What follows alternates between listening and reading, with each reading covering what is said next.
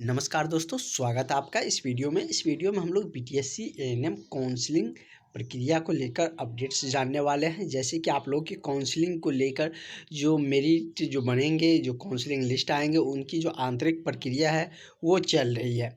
तो फाइनली आप लोगों की जो काउंसलिंग है वो कब से शुरू होंगे, काउंसलिंग लिस्ट आपका कब तक आ जाएंगे, तो ये सारे डिटेल्स हम लोग इस वीडियो में जानेंगे। तो इस वीडियो के कम्प्लीटली वॉच करिएगा। और यदि आपने अभी तक चैनल को सब्सक्राइब नहीं किया है तो प्लीज़ चैनल को सब्सक्राइब कर लीजिएगा। इससे आपको बीटीएससी एएनएम और बिहार स्वास्थ्य विभाग के रिगार्डिंग सारा अपडेट मिलते रहते हैं।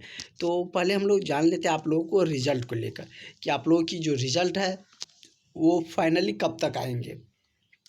जो कि रिज़ल्ट मतलब कि इसमें काउंसलिंग लिस्ट आएंगे, उसी से आपके रिज़ल्ट का भी पता चलेगा। काउंसलिंग लिस्ट में आपका नाम रहेगा तो समझिए आपका रिज़ल्ट हो चुका है। और उसी से आपके काउंसलिंग डेट का भी पता चलेगा, क्योंकि काउंसलिंग लिस्ट में ही काउंसलिंग का डेट भी मेंशन रहेगा कि किस डेट को आपको काउंसलिंग के लिए बुलाया जा रहा है। तो काउंसलिंग लिस्ट का ही मेनली सबको इंतज़ार है। जितने भी कैंडिडेट हैं सबको अपने काउंसलिंग लिस्ट का ही इंतज़ार है।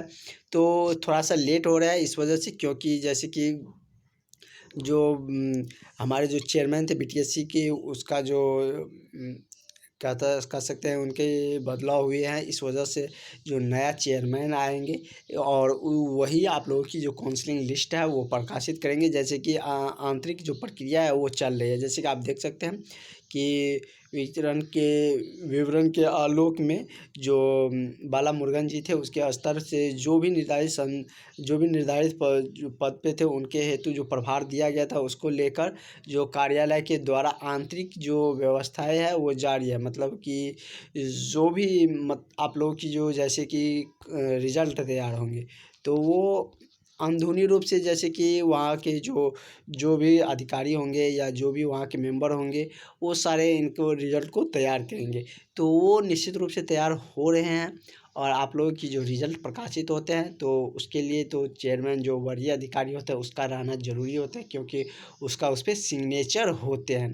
जैसे कि आप कोई भी चीज़ देखते हैं तो उस पर उसका सचिव का या जो वहाँ उस आयोग के उस विभाग के जो अपर पोस्ट पर रहते हैं उनका सिग्नेचर होते हैं।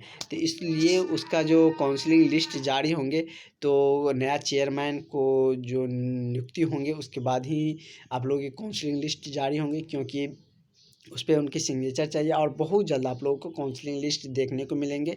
जैसे कि कल के डेट में 16 मई को भी एक काउंसलिंग की प्रक्रिया शुरू होने जा रही है। और किन किन पोस्टों की काउंसलिंग की शुरू होंगे वो भी हम सारे डिटेल्स आपको बताएंगे। और जैसे कि काउंसलिंग को लेकर जो काउंसलिंग शेड्यूल जारी किया गया था काउंसलिंग डेट को लेकर कि किस डेट में किन किन किन पोस्टों को काउंसलिंग होंगे, उसका शेड्यूल पहले ही जारी कर दिया गया था, जो कि जून तक चलने वाला है। 2 मई से ही स्टार्ट हुए थे और यह पूरा जून भी चलेंगे, क्योंकि आप लोगों का जब तक काउंसलिंग नहीं होंगे तब तक वो समाप्त नहीं होगा।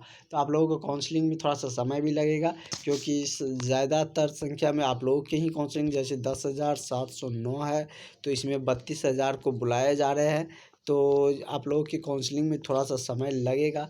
तो काउंसलिंग होने के बाद ही जो शेड्यूल है उसके मुताबिक आप वो जो काउंसलिंग की जो सारे प्रोसेस है वो समाप्त होंगे। जब तक आप लोगों की काउंसलिंग नहीं होंगी तब तक ये जो जैसे ज्ञान भवन में खोला गया है उस आप लोगों के लिए ओपन रहेंगे। और निश्चित रूप से आप लोगों की जो काउंसलिंग है जल्द देखने को मिलेंगे।